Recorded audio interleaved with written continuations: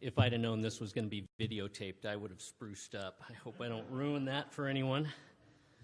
It's really a pleasure to be here, and the Farm Credit System is really proud to be partnering with Cal Poly and others to bring this kind of valuable information to you. Thank you, Dr. Kai, and thank all of you for coming. We look forward to bringing really valuable information to you, but I wanted to start by talking about and setting the stage for a brief discussion by Beth Brenner about the importance of public and private partnering.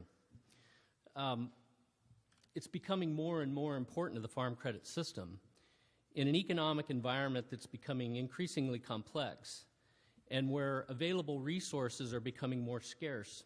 It's very difficult to go it alone. As a result, we've found great opportunity and success in partnering with our friends in the California State Department of Agriculture and at the university level with our friends at Cal Poly San Luis Obispo. These entities have tremendous access to intellectual and organizational resources.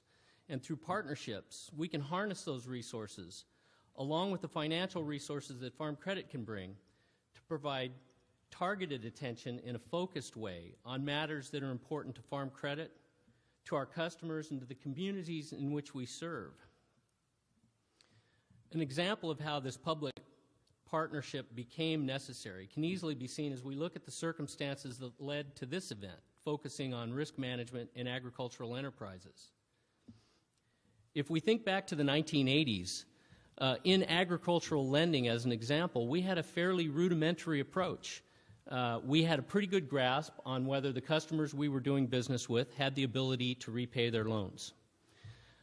By the mid-1980s, we started coming to the realization that there were other forces that impacted borrowers' ability to repay and our ability to be successful when we realized that things like real property bubbles, commodity collapses, and other events can have an impact beyond what we originally recognized.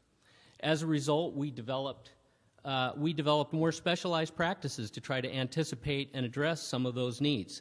The S&L crisis of the 1980s brought to bear the need for asset liability management to effectively balance the price that we pay for money versus the return that we get when we lend it out.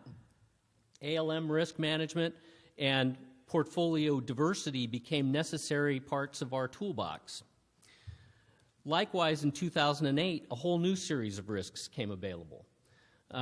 The risk that we improperly identified the value of an asset that we happen to take on the books.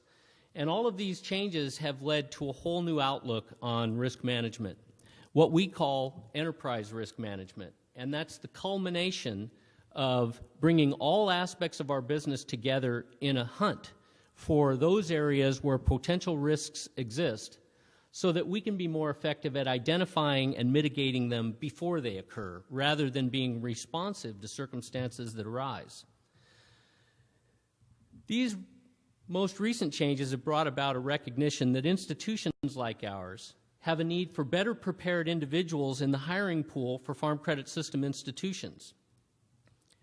Recognitions of the need for different skill sets in employees has led us to the private-public relationship with Cal Poly, where Farm Credit West, in conjunction with Yosemite Farm Credit, American Ag Credit, CoBank, and other farm credit institutions in California, sponsor the agribusiness chair, and specifically a focus on finance and appraisal. This is to help provide resources for the targeted education our new employees need to be prepared for a rapidly changing economic environment. We're proud of our relationship with Cal Poly and the good work that they've done to benefit our customers and our farm credit associations. And I'm pleased to introduce Ms. Beth Brenner, Director of Corporate and Foundation Research at Cal Poly San Luis Obispo. Please join me in welcoming Beth Brenner.